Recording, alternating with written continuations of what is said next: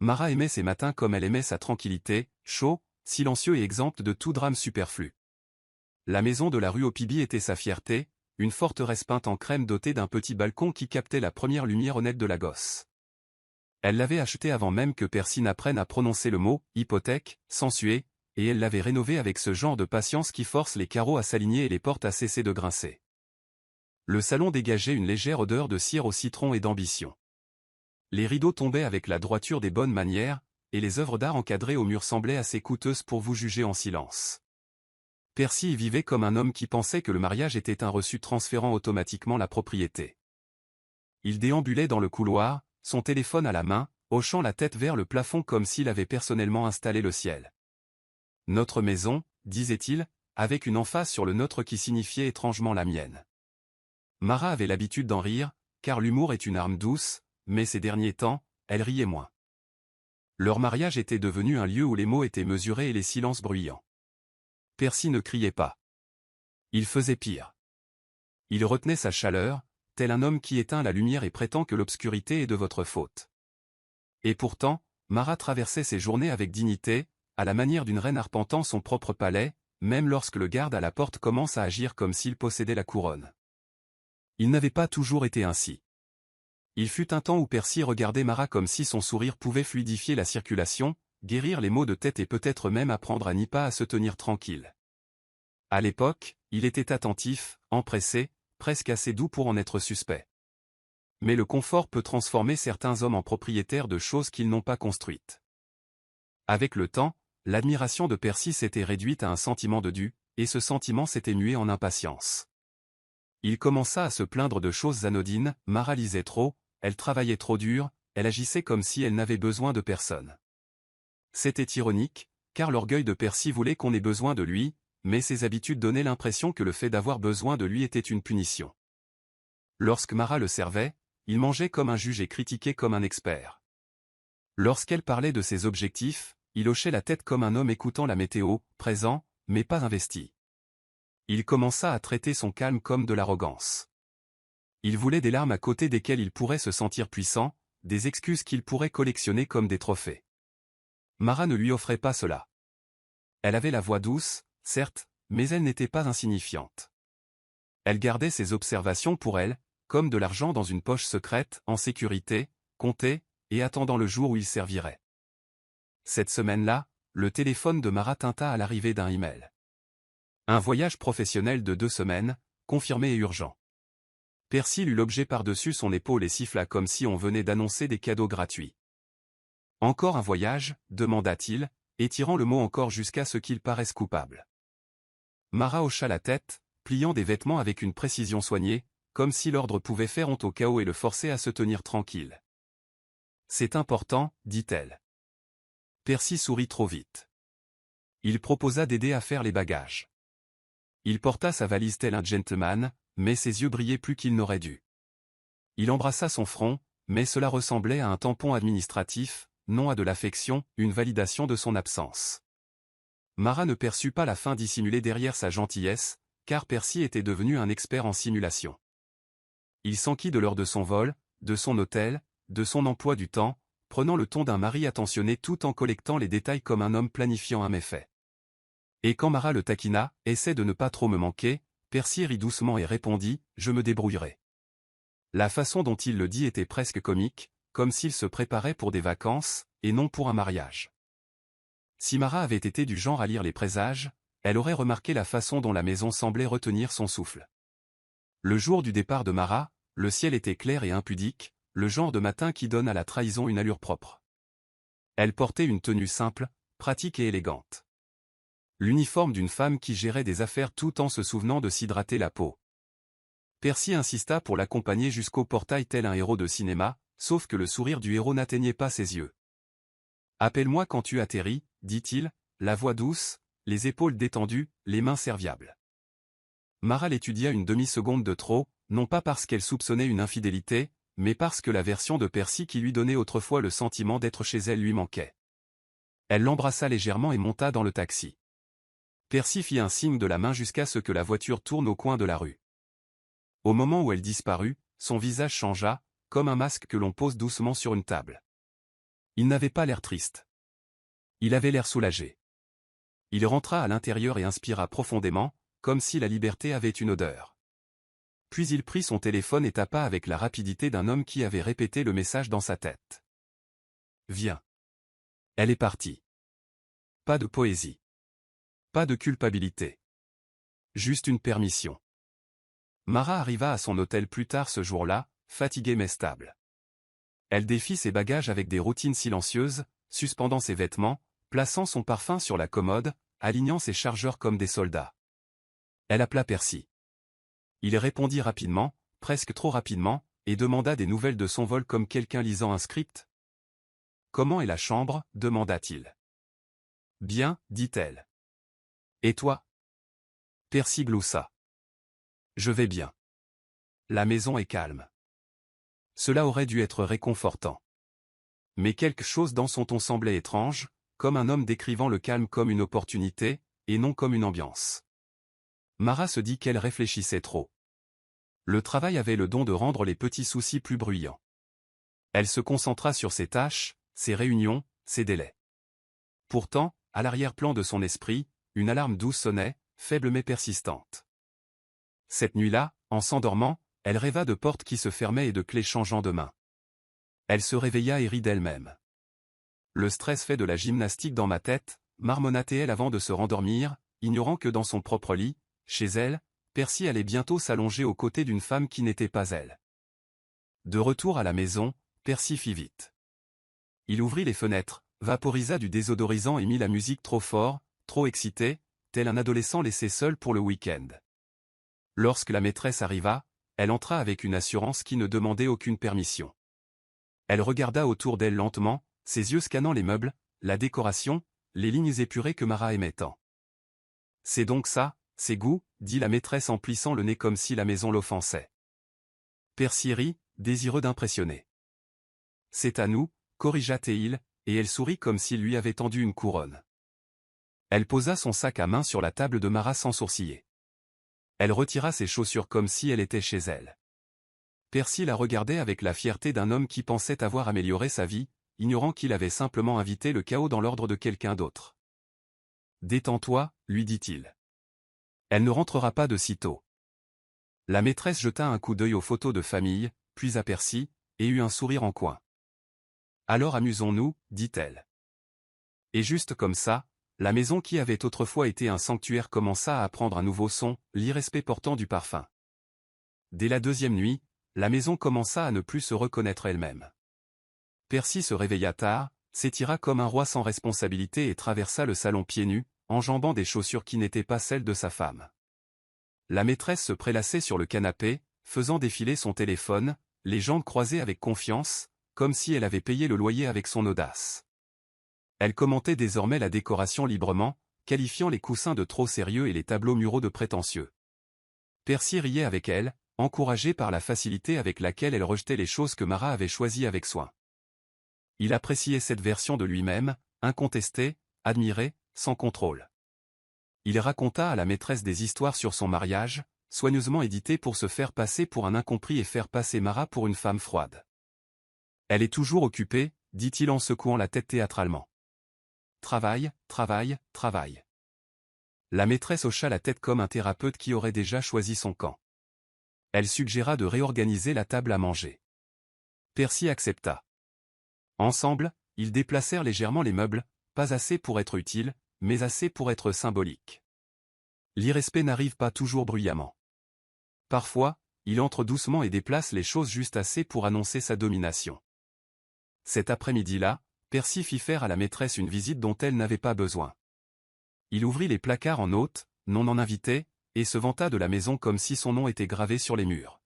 « Cet endroit a coûté cher, dit-il avec désinvolture, mais ça en vaut la peine. » La maîtresse haussa un sourcil. « Ça doit être agréable, » répondit-elle, s'imaginant déjà comme la récompense. Elle erra dans la chambre et ouvrit les tiroirs sans hésitation.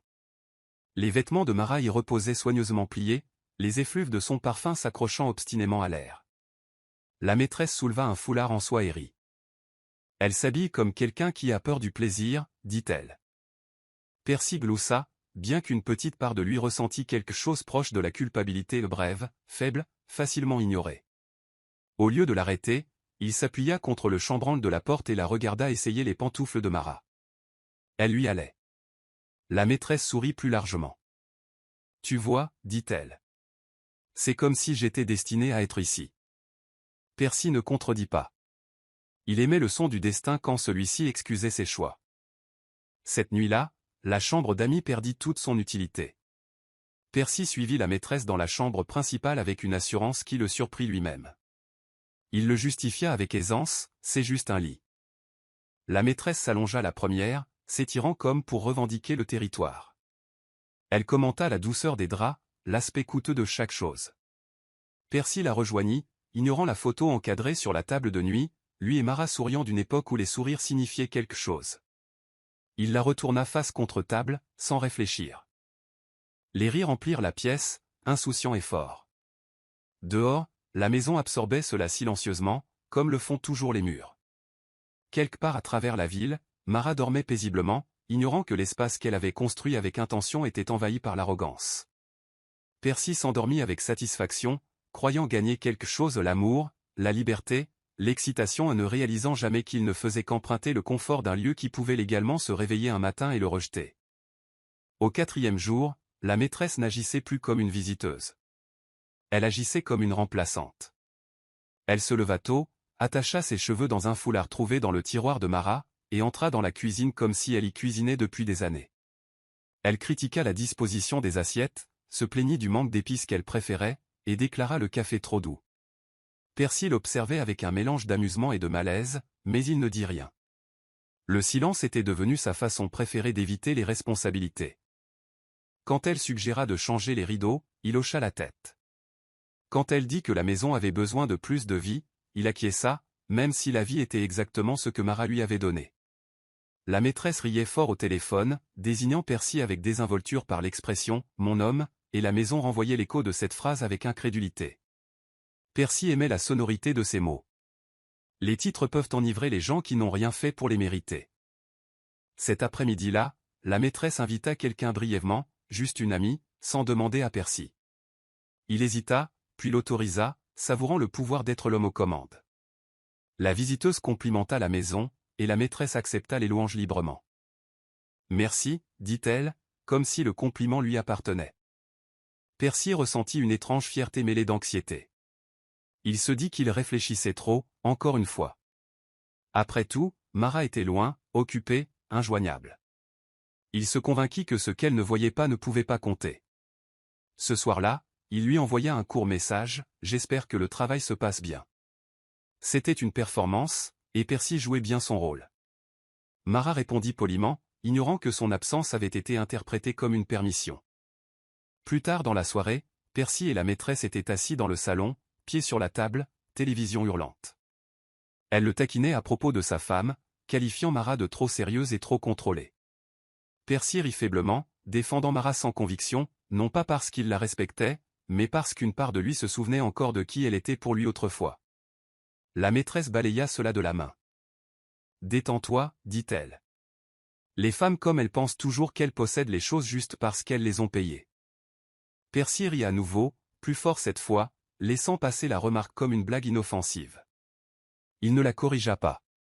Il ne contesta pas l'idée. Il laissa le malentendu prendre racine. Cette nuit-là, en allant se coucher, Percy se sentit étrangement intouchable, tel un homme qui croyait le sol sous ses pieds solides simplement parce qu'il ne s'était pas encore fissuré. Il dormit profondément, ignorant que tandis que sa maison était physiquement manquée de respect, quelque chose de bien plus dangereux se produisait silencieusement ailleurs. La vérité était en train d'être rappelée par la personne qui possédait tout. Au 5e jour, la maison avait totalement abandonné ses bonnes manières. Des chaussures traînaient là où la confiance les avait laissées tomber. La vaisselle restait plus longtemps dans l'évier, comme si elle attendait de voir qui dirigeait vraiment l'espace. La maîtresse se déplaçait avec autorité maintenant, fredonnant en réorganisant les étagères et critiquant les recoins comme un inspecteur qui n'a jamais rien construit mais aime pointer du doigt. Percy regardait tout cela avec une approbation paresseuse, confondant confort et contrôle. Il avait commencé à parler différemment, plus fort, plus insouciant, comme un homme qui croyait que l'absence effaçait la responsabilité. Il se vantait librement de la durée de l'absence de Mara, de combien elle était toujours occupée, de combien elle lui faisait trop confiance. La maîtresse rit à cela, secouant la tête. C'est comme ça que les femmes perdent les choses, dit-elle, ne sachant pas qu'elle se tenait à l'intérieur d'une leçon. Percy sourit, appréciant la façon dont elle admirait sa prétendue audace. Il ignora la petite voix dans sa tête lui rappelant que la confiance n'était pas une faiblesse, et que les foyers n'étaient pas des trophées. La maison écoutait silencieusement, stockant chaque insulte comme la poussière s'installant dans les coins. Ce soir-là, la maîtresse entra seule dans la chambre. Elle resta un long moment devant le miroir, étudiant son reflet contre le visage absent de Mara. Elle ouvrit l'armoire en grand cette fois-ci, écartant les vêtements soigneusement rangés sans respect. Elle essaya une robe qui n'était pas la sienne, riant de voir à quel point elle lui allait bien, tournoyant légèrement comme si elle passait une audition pour la permanence. Quand Percy entra, elle demanda avec désinvolture. « Pourquoi garde-t-elle les choses si organisées ?» Percy haussa les épaules. « C'est juste sa façon d'être. » La maîtresse eut un sourire narquois. « Ça doit être épuisant. » Elle grimpa sur le lit et tapota l'espace à côté d'elle. Percy n'hésita que brièvement avant de la rejoindre. La photo encadrée sur la table de nuit attira de nouveau son regard, lui et Mara au restaurant, souriant sans effort. Il la retourna face contre table une fois de plus, délibérément cette fois. La maîtresse le remarqua et rit doucement. « Bien, dit-elle, pas de distraction. » Ils s'allongèrent contre des oreillers qui sentaient encore légèrement le parfum de Mara, l'ignorant, comme les gens ignorent souvent les avertissements qu'ils ne veulent pas entendre. Plus tard cette nuit-là, Percy resta éveillé plus longtemps que d'habitude, fixant le plafond. La maîtresse dormait facilement à ses côtés, à l'aise dans un espace emprunté. Pour la première fois depuis le départ de Mara, quelque chose comme un malaise s'infiltra dans sa poitrine, non pas de la culpabilité, mais de la peur déguisée en irritation. Il se dit que ce n'était rien, qu'il méritait le bonheur, l'excitation, l'attention. Il se rappela que Mara était loin, concentrée sur son travail, ne pensant probablement même pas à lui. Il prit son téléphone et tapa un bref message pour elle, quelque chose de sûr, d'ordinaire, puis l'effaça. Au lieu de cela, il n'envoya rien. Le silence semblait plus facile. En sombrant dans le sommeil, il imagina l'avenir se réorganisant proprement autour de lui, de la même façon que la maîtresse avait réorganisé la maison. Il n'imagina pas les conséquences. Il n'imagina pas les serrures changées ou les portes closes. Il n'imagina pas se réveiller dans un lieu qui ne le reconnaissait plus. Percy dormit profondément cette nuit-là, enveloppé dans un confort qui ne lui appartenait pas, ignorant qu'ailleurs, loin du désordre qu'il avait autorisé, une femme nommée Mara commençait à se souvenir exactement de qui elle était, et de ce qui lui appartenait exactement. La maison n'existait pas en isolation, peu importe à quel point Percy agissait comme si les murs étaient des complices loyaux. Les voisins remarquèrent les choses bien avant de les comprendre. Un rire différent flottait par-dessus la clôture le soir, plus aigu, plus tranchant, insouciant. Les rideaux, autrefois tirés avec soin, restaient maintenant ouverts trop longtemps. De la musique jouée à des heures étranges, pas assez fort pour appeler la police, mais assez fort pour annoncer une confiance inhabituelle. Madame Adeyemi, la voisine d'à côté, s'arrêtait plus souvent à sa fenêtre, pliant et repliant le même linge en observant une femme qu'elle ne reconnaissait pas aller et venir avec l'autorité d'une propriétaire. La femme fit un signe de la main une fois, souriant trop librement, et dit « Bonsoir », comme quelqu'un saluant un quartier qu'elle prévoyait de conquérir. Madame Adeyemi lui rendit son sourire poliment, comme le font les anciens quand la confusion demande de la patience. Elle se dit de ne pas présumer. Les suppositions, après tout, étaient le sport des plus jeunes. Mais les motifs ne mentent pas. La femme commença à recevoir des livraisons, signant les colis avec audace, commandant des repas sans consulter personne. Elle se promenait pieds nus, les cheveux attachés négligemment, la posture détendue. Percy la suivait parfois, clé en main, hochant la tête vers les passants comme un homme fier d'un secret. Un après-midi, Madame Adeyemi surprit la femme au téléphone dire « Je serai bientôt à la maison », et quelque chose dans cette phrase la heurta. Maison, pensa-t-elle, était un mot qui portait une histoire. Elle se souvenait de Mara, calme, respectueuse, saluant toujours convenablement, réparant toujours le portail quand il grinçait. Cette nouvelle femme ne réparait pas les choses. Elle les remplaçait. Et Percy, autrefois poli à l'excès, répondait à peine aux salutations désormais, comme si la familiarité l'avait promu à l'arrogance. Ce soir-là, Madame Adeyemi prit sa décision. Elle ne confronta pas Percy. Elle ne fit pas de commérage. Elle envoya plutôt un message vocal à Marat, mesuré, prudent, lourd d'inquiétude. Elle choisit ses mots lentement, comme on manipule des objets fragiles. Elle parla d'avoir vu une autre femme, de l'entendre appeler la maison, chez elle, de sentir que quelque chose n'allait pas. Elle s'excusa à maintes reprises de son ingérence. Quand elle finit d'enregistrer, elle hésita, puis envoya le message. À l'autre bout de la ville, dans une chambre d'hôtel calme, le téléphone de Marat s'alluma. Elle écouta une fois, puis une seconde fois. Elle ne pleura pas. Elle ne jura pas. Elle resta très immobile, comme si son corps laissait à son esprit l'espace pour travailler. Quand le message se termina, Marat murmura « Merci » à une chambre qui en ignorait la raison. Quelque part au loin, Percy riait fort d'une blague qu'il ne méritait pas, ignorant que la première pierre venait de bouger sous ses pieds. Marat réécouta le message plus tard, non pas parce qu'elle en doutait, mais parce que la vérité a parfois besoin de répétition avant de s'installer. Les mots ne piquèrent pas comme elle s'y attendait. Il n'y eut pas de douleur dramatique, pas d'effondrement digne d'un film. Au lieu de cela, la clarté arriva, propre et froide. Elle se souvint de l'empressement de Percy lorsqu'elle faisait ses valises, de son acceptation joyeuse de son absence, de la façon dont il avait dit « je me débrouillerai ». À l'époque, cela semblait inoffensif. Maintenant, cela semblait répété. Marat se leva, marcha vers la fenêtre et regarda une ville qui ignorait qu'elle venait de lui livrer une décision. L'air nocturne pressait contre la vitre. Elle devint calme. Un calme dangereux. Le genre qui survient lorsque l'émotion s'efface devant la mémoire. Elle retourna au lit et ouvrit son ordinateur portable. Pas pour espionner. Pas pour vérifier des messages.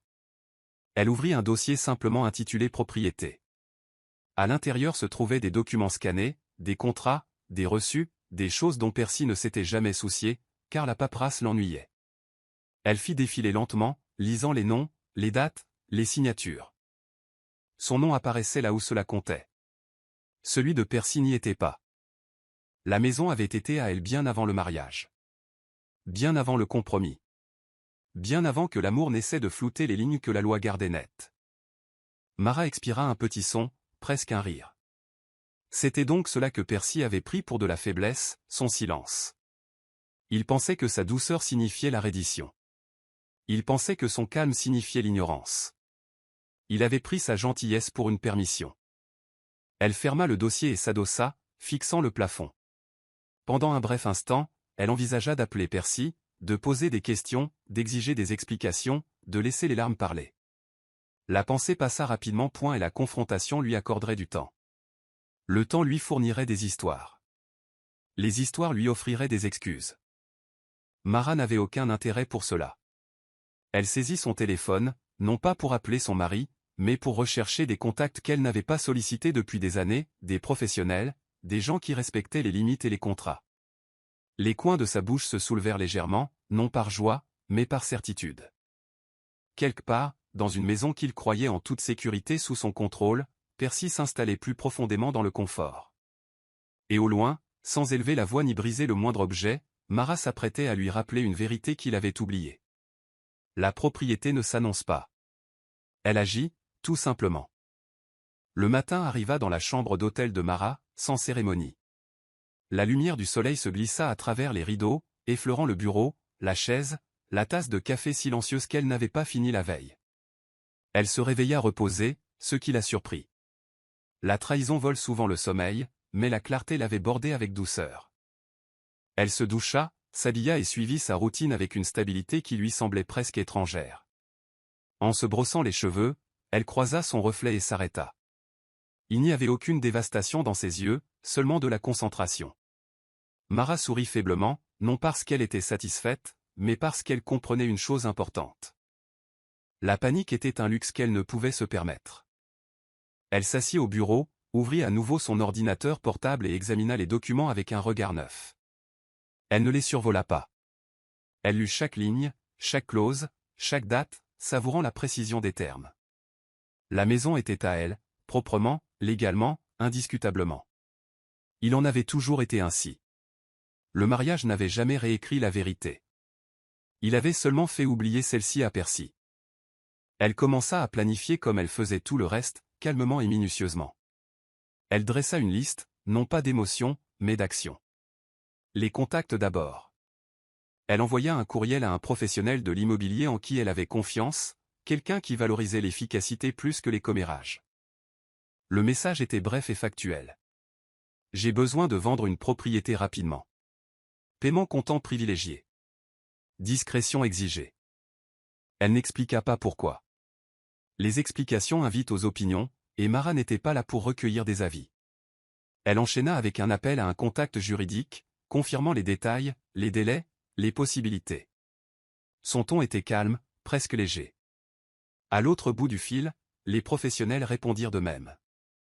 La compétence reconnaît la compétence. En quelques heures, des options commencèrent à apparaître, pas dramatiques, pas précipitées, mais réelles.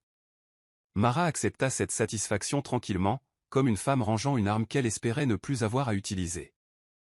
Au fil de la journée, Mara assista à des réunions et sourit à des collègues qui ne savaient rien de la tempête qui réarrangeait sa vie. Elle prit des notes. Elle hocha la tête. Elle parla quand c'était nécessaire et garda le silence quand cela la servait mieux.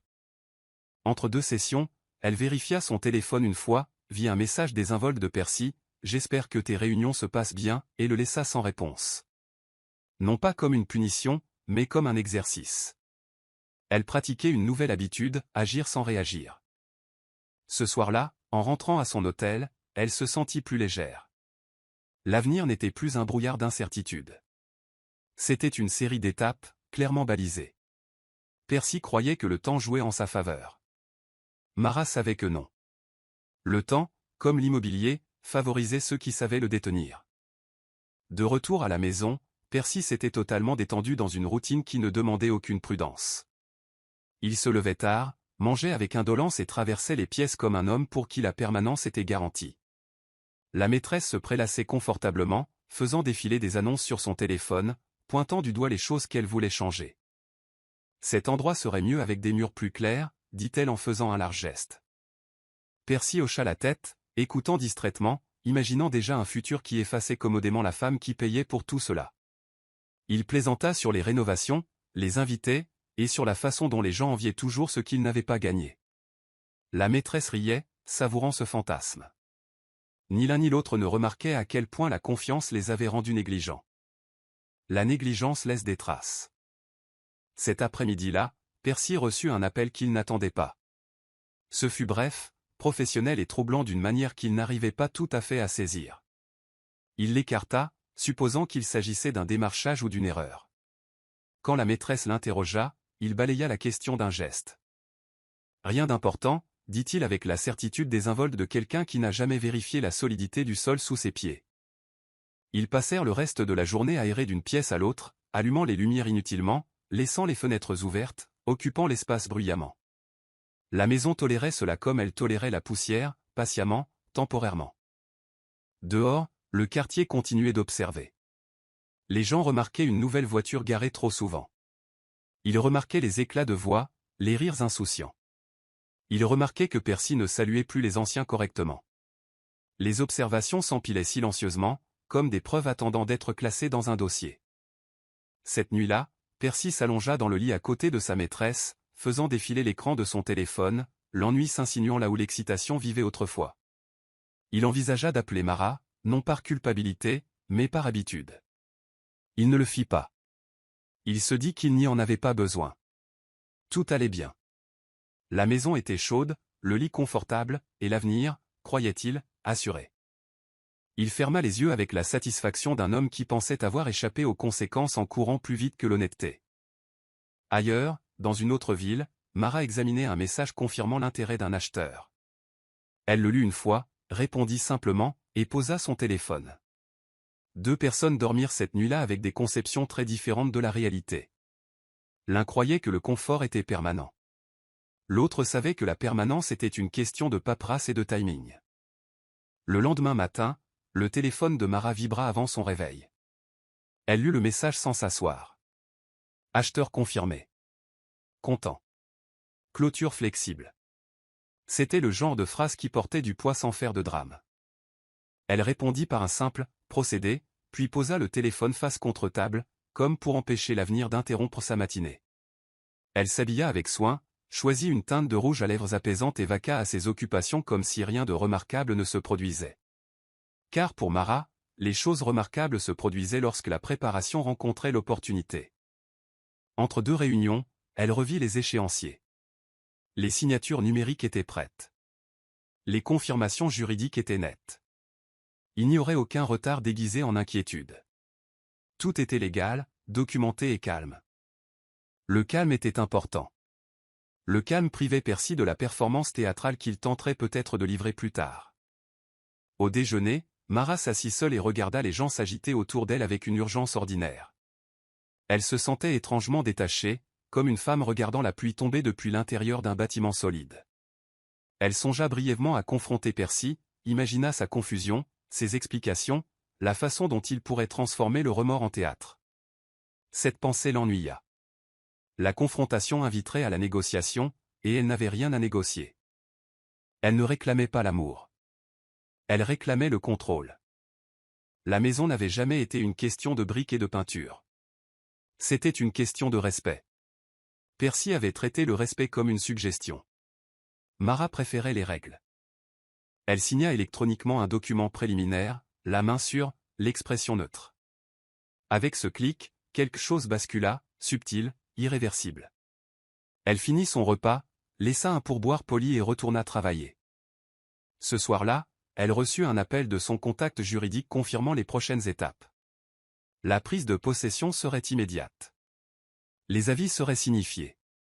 Il n'y aurait aucune ambiguïté. Mara les remercia et mit fin à l'appel. Elle s'assit au bord du lit un instant, respirant régulièrement. Pour la première fois depuis la note vocale, elle s'autorisa un sourire pas large, pas cruel, juste complice. Percy croyait que le silence signifiait l'ignorance. Il croyait que l'absence signifiait la reddition. Il avait sous-estimé la puissance des décisions silencieuses.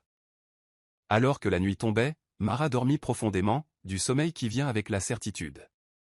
Ailleurs, Percy se servait un verre et riait trop fort pour rien, ignorant que le calendrier s'était déjà retourné contre lui. Le lendemain, la maison s'éveilla à un ordre différent, un ordre qu'elle n'annonça pas. Il n'y eut pas de sirène d'alarme, pas de fissure dans les murs, juste de la paperasse se déplaçant plus vite que les suppositions de Percy.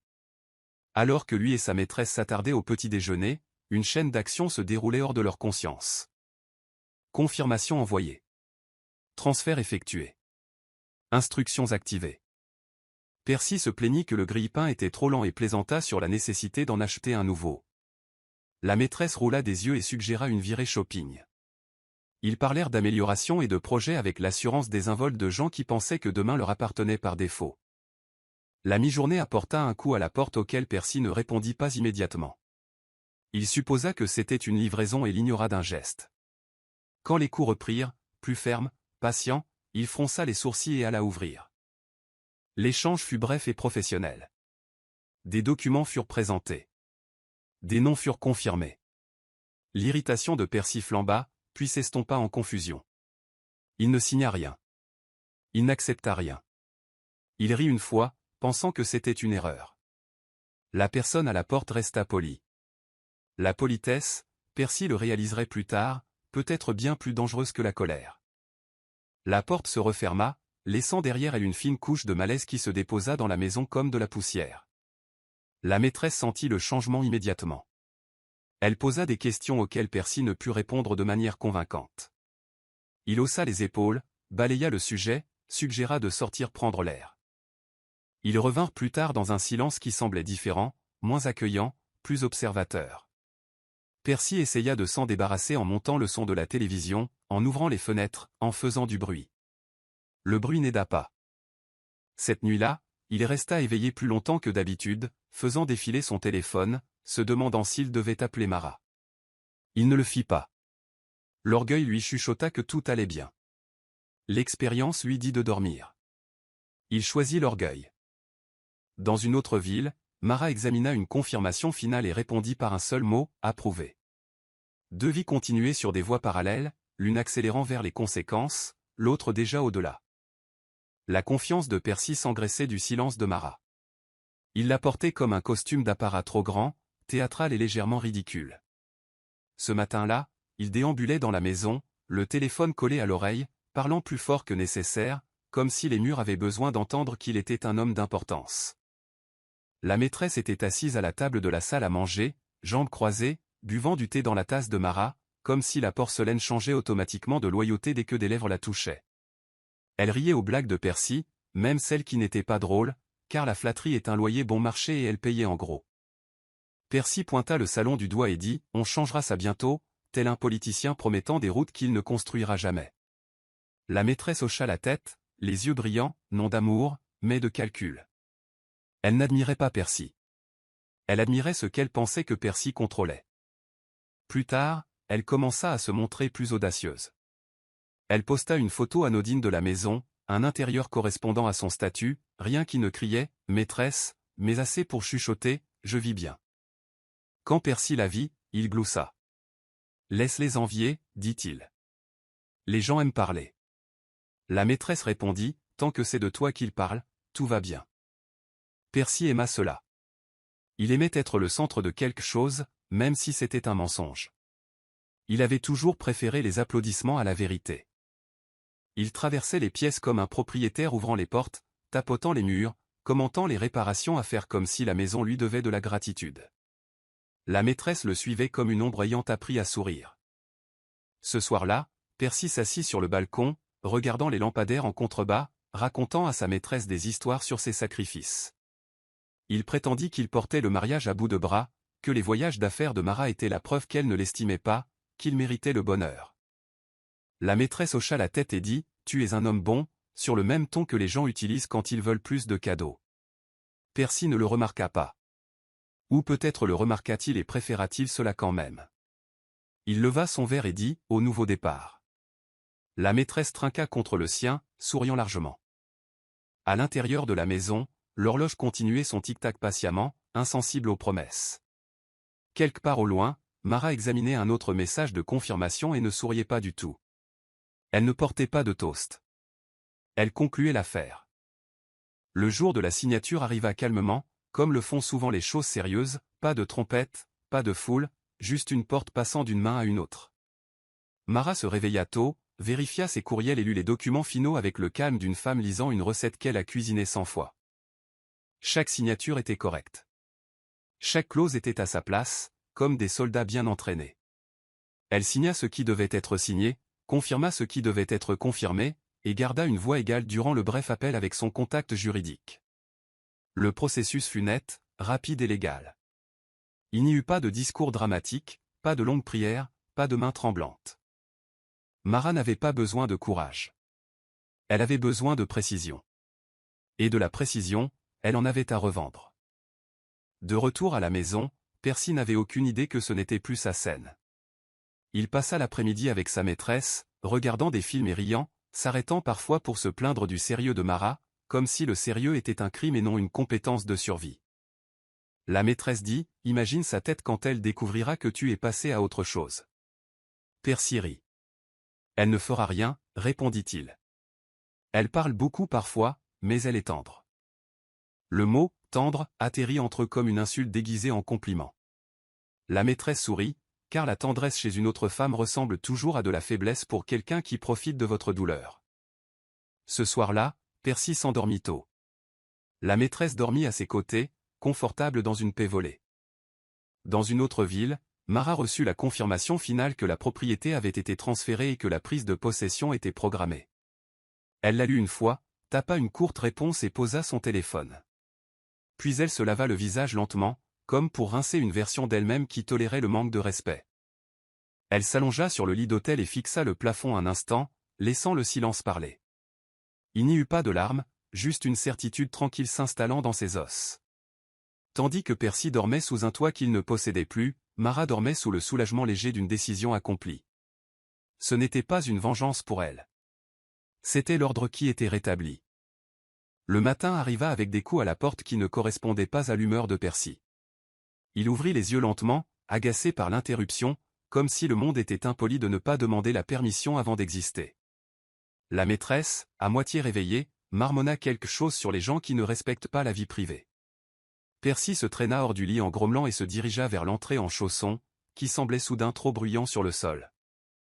Les coups recommencèrent, réguliers, fermes, patients. Pas ceux d'un livreur. Pas ceux d'un voisin empruntant du sucre. Ces coups-là avaient des papiers officiels en poche. Percy ouvrit la porte et fit face à des visages inconnus et des expressions professionnelles, des gens qui se fichaient de son charme, de son orgueil ou de ses excuses. Il essaya de sourire d'abord. « Bonjour », dit-il en s'appuyant nonchalamment contre le cadre de la porte, comme le font les hommes qui pensent que la confiance peut remplacer une pièce d'identité. Un document fut présenté. Des noms furent lus. L'adresse fut confirmée. Les mots semblaient polis, mais leur sens était tranchant. Le propriétaire avait changé. Percy cligna des yeux, comme si les lettres allaient se réarranger en quelque chose de plus amical. « C'est une erreur, dit-il rapidement, riant une fois, un rire gêné qui se brisa au milieu. La personne qui parlait resta calme. Le calme est terrifiant quand vous êtes celui qui panique. La poitrine de Percy se serra. « Qui vous envoie » aboya-t-il. « Ma femme. » Même dire « femme » semblait étrange maintenant, comme appeler un juge « mon ami ». La maîtresse apparut derrière lui, enveloppée dans un peignoir qui appartenait à Marat. Elle jeta un coup d'œil au document et se raidit. L'embarras traversa son visage comme une gifle. Elle chuchota « Percy. »« Qu'est-ce que c'est » Percy agita la main, feignant le contrôle. « Ils sont confus, dit-il, mais sa voix ne le convainquit même pas lui-même. Les gens à la porte parlèrent à nouveau, toujours calmes, toujours fermes, expliquant les prochaines étapes, les délais, la possession. L'irritation de Percy se transforma en peur habillée en colère. Il éleva la voix, puis plus forte encore, insistant pour qu'ils partent, insistant sur le fait qu'ils entraient par effraction, comme si crier pouvait inverser des contrats. La maîtresse recula, réalisant soudain que la confiance était facile quand personne ne la défiait. Percy claqua la porte violemment, se tourna vers elle et dit « Ne t'inquiète pas, mais la maison, appartenant désormais à quelqu'un d'autre, gardait leur panique comme un secret qu'elle ne pourrait taire longtemps. » Percy ne dormit pas bien cette nuit-là. Il fit les 100 pas, vérifia son téléphone, regarda par la fenêtre trop souvent et se répéta le même mensonge encore et encore, ça ne peut pas être réel. La maîtresse essaya de le rassurer au début, disant des choses comme « peut-être que c'est une arnaque », mais sa voix était frêle. Elle ne cessait de toucher ses cheveux, d'ajuster son peignoir, soudainement gênée d'être vue dans l'espace de quelqu'un d'autre. Percy appela un ami pour conseil, mais l'orgueil guida ses mots. Il ne dit pas « j'ai été démasqué ». Il dit « il y a une confusion sur des documents ». Il ne voulait pas que quiconque sache qu'il avait bâti une vie sur des suppositions. L'orgueil est une valise lourde, et Percy la portait même en se noyant. Le lendemain matin, il revint, plus organisé, plus officiel, moins intéressé par les sentiments de Percy. Percy ouvrit la porte, déjà en colère, comme un homme essayant d'effrayer la réalité pour qu'elle retourne dans son coin. « Je vous ai dit hier de partir » hurla-t-il. La réponse fut calme, nom, date, document, autorité. Percy s'avança, bloquant l'entrée de son corps, paumes ouvertes, la voix montant. La maîtresse se tenait derrière lui, les yeux fuyants comme un voleur entendant des pas. Elle siffla, « Percy, s'il te plaît. Personne ne doit filmer. » « Oh, dis-leur. » Son embarras se transformait en panique. Elle imaginait des téléphones levés, des voisins qui regardaient, des captures d'écran vivant pour l'éternité. Percy se fichait des enregistrements. Il se souciait de son orgueil. Il argumenta bruyamment, insistant sur le fait que la maison était à lui, qu'il n'avait aucun droit. Mais chaque mot semblait plus faible que le précédent, car le papier ne tremble pas quand on lui crie dessus. À mesure que la tension montait, Percy essaya de repousser la porte, mais le moment était déjà hors de contrôle. Des voix se rassemblaient dehors. Les gens s'arrêtaient pour regarder. Le visage de la maîtresse brûlait de honte. Elle serra son peignoir plus fort, évitant le contact visuel avec le monde devant lequel elle s'était vantée. La poitrine de Percy se soulevait. Il menaça d'appeler la police, oubliant que la loi aime les documents plus que le volume sonore. L'un des officiels parla fermement des conséquences s'il résistait. Percy ricana, puis vacilla. La peur finit par apparaître, juste une fissure derrière sa colère. En lui, quelque chose sombra. Ce n'était pas une discussion. C'était une expulsion en attente. Et pour la première fois depuis le départ de Marat, Percy sentit tout le poids de ce qu'il avait fait, non pas la tromperie, non pas le manque de respect, mais la stupidité de défier une femme qui possédait le sol sur lequel il se tenait. L'affrontement prit fin au moment où l'autorité cessa de négocier. La voix élevée de Percy perdit son écho. Lorsque des mains fermes le guidèrent loin de l'entrée qu'il gardait comme un mensonge, il lutta, non avec force, mais avec orgueil, plantant ses pieds, insistant, protestant, invoquant une propriété qui ne le reconnaissait plus. Cela n'avait pas d'importance. Des instructions calmes remplacèrent les arguments. Le genre de calme qui ne plie pas. La maîtresse se figea sur place, le visage brûlant d'humiliation, les yeux dartant vers les bords de la foule qui s'amassait. « S'il vous plaît » chuchota-t-elle sèchement. « Personne ne doit filmer. »« S'il vous plaît. » Elle tira sur son peignoir, soudain consciente de l'aspect emprunté de tout ce qui la concernait. Percy essaya de se dégager, mais la résistance ne fit qu'abréger le processus. Dans un mouvement net et efficace, il fut soulevé sans grâce, sans dignité, empaqueté et sorti comme un sac de certitudes obstinées, et déposé au-delà du seuil. La porte se referma derrière lui avec un bruit qui sembla définitif. Pas fort, mais décisif. La rue sembla expirer. Les voisins, qui avaient regardé poliment, détournaient maintenant le regard, comme le font les gens lorsqu'une leçon a déjà été donnée. Percy restait là, abasourdi, les mains tremblantes, essayant de rassembler les morceaux de sa dignité. À l'intérieur, la maîtresse rôdait près de la porte, les yeux humides, l'orgueil meurtri. Elle ne le suivit pas immédiatement dehors. La honte est plus lourde quand on sait qu'on a choisi le mauvais côté de la ligne. Quand elle sortit enfin, ce fut avec la démarche précipitée de quelqu'un fuyant une mauvaise décision. La maison, calme, composée, tenait bon sans s'excuser. Percy saisit son téléphone, comme s'il pouvait rembobiner la journée. Il composa le numéro, déglutit, recomposa. Quand Mara répondit, il parla trop vite, les mots se bousculant les uns les autres comme des bagages paniqués. « S'il te plaît, dit-il, la voix brisée. Je n'ai nulle part où aller. » Le silence à l'autre bout n'était pas cruel. Il était complet.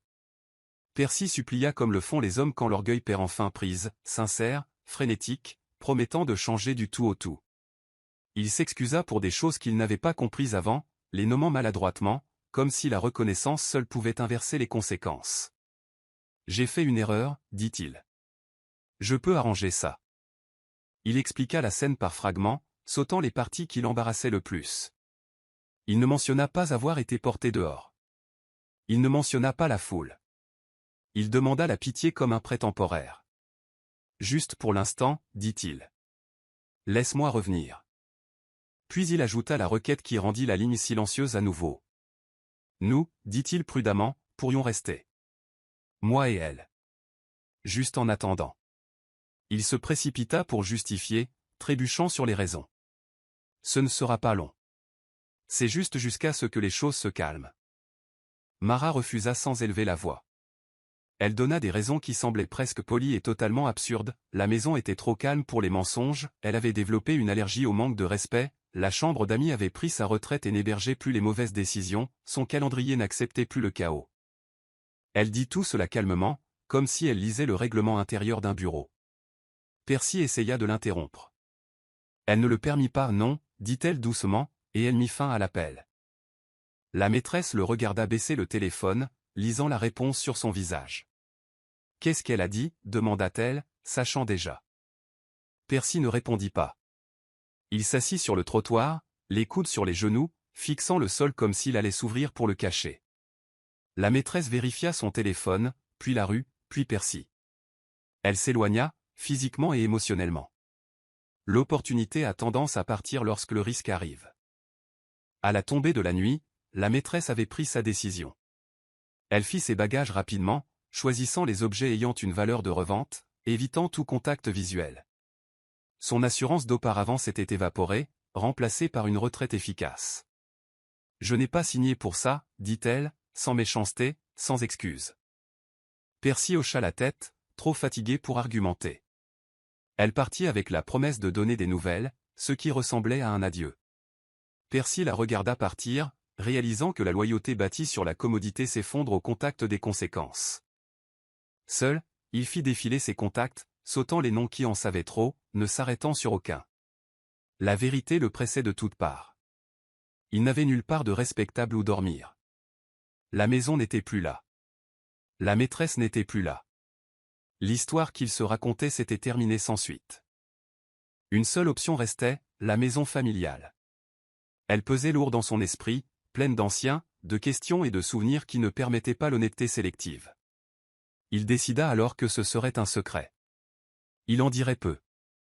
Il expliquerait encore moins. Il réduirait la vérité jusqu'à ce qu'elle tienne dans son orgueil. Percy emballa ce qu'il pouvait porter et quitta la rue discrètement, évitant les visages familiers. La nuit ne le jugea pas. Elle le laissa simplement passer. La maison familiale sentait les vieux meubles et les questions non posées. Percy arriva tard, bagages légers, excuses répétées. Il salua les anciens avec une fermeté forcée, offrit de vagues explications sur des arrangements temporaires et des complications professionnelles. Il évita les yeux qu'il avait vus grandir. L'orgueil le rendait prudent. La honte le rendait silencieux. Personne n'insista immédiatement. Les familles sentent les fissures avant de les pointer du doigt. Dans les jours qui suivirent, Percy apprit le poids de l'humilité. Il dormait dans une chambre qui ne le flattait pas. Il répondait à des routines qu'il ne contrôlait pas. Il écoutait plus qu'il ne parlait. Chaque fois que son téléphone vibrait, il espérait que c'était Mara. Ce n'était jamais elle. Il rédigeait des messages qu'il n'envoyait pas. Il imaginait des excuses qui arrivaient trop tard pour compter. La maison ne se moquait pas de lui. Elle ne le réconfortait pas non plus. Ailleurs, Mara revint de son voyage et s'installa dans un nouvel espace, plus lumineux, intentionnel, épuré. Elle n'annonça pas sa victoire. Elle n'avait pas besoin de témoins. L'ordre avait été rétabli, et la paix suivait comme une conséquence logique. Percy apprit, lentement et douloureusement, que le secret n'est pas la même chose que la dignité. Dans sa maison familiale, il se déplaçait avec précaution, parlant peu, répondant aux questions par des demi-phrases et des vérités soigneusement éditées. Il disait que le travail était compliqué. Il disait que les choses étaient temporaires. Il évitait totalement le mot « maison », comme si le prononcer pouvait invoquer des fantômes. La nuit, il restait éveillé à écouter les sons familiers vieux planchers, conversations lointaines, murmures de radio et des sons qui lui rappelaient qu'il n'était plus l'homme qu'il avait prétendu être. Cette maison ne le flattait pas. Elle se souvenait de lui. Elle se souvenait du garçon qu'il était avant que l'orgueil ne lui apprenne les raccourcis. Chaque matin, il se réveillait avec la même douleur sourde. Pas la faim, pas la peur, mais l'humiliation silencieuse de savoir qu'il avait perdu quelque chose qu'il n'avait jamais vraiment respecté. Il vérifiait souvent son téléphone, espérant voir apparaître le nom de Mara, répétant des excuses qui diminuaient chaque jour. Aucune ne vint. Le silence, réalisa-t-il, n'était pas de la cruauté. C'était une conclusion.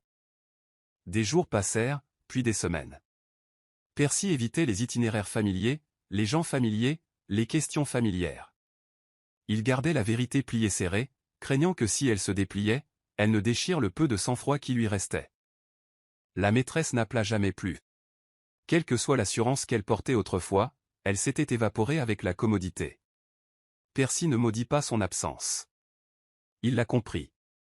Les relations bâties sur le manque de respect s'effondrent sous la responsabilité. Il revécut les moments où il avait ri, la façon dont il s'était moqué de la propriété, dont il avait méprisé la paperasse, dont il avait traité le calme de Mara comme une faiblesse. Il voyait maintenant à quel point l'arrogance s'annonce bruyamment quand elle pense que personne n'écoute. Chaque leçon arrivait tard, mais aucune n'arrivait doucement. L'orgueil, autrefois son armure, devint sa punition. Mara, pendant ce temps, ne reconstruisait pas bruyamment. Elle n'avait pas besoin de témoins ou de validation. Elle s'installa dans sa nouvelle vie avec intention, choisissant la paix comme d'autres choisissent le luxe. Elle travaillait, se reposait, riait à nouveau, cette fois sans prudence. Elle ne portait pas d'amertume en elle. Elle portait de la clarté. Le passé restait là où était sa place. Le monde de Percy rétrécit à la taille de son regret, tandis que le sien s'étendait tranquillement, magnifiquement. Et c'était là la vérité finale de tout cela. La trahison ne se termine pas toujours par le chaos ou la confrontation. Parfois, elle se termine avec une personne avançant en paix, et une autre restant immobile, comprenant enfin que la propriété des maisons, de l'amour, de la confiance, n'a jamais consisté à occuper l'espace, mais à l'honorer.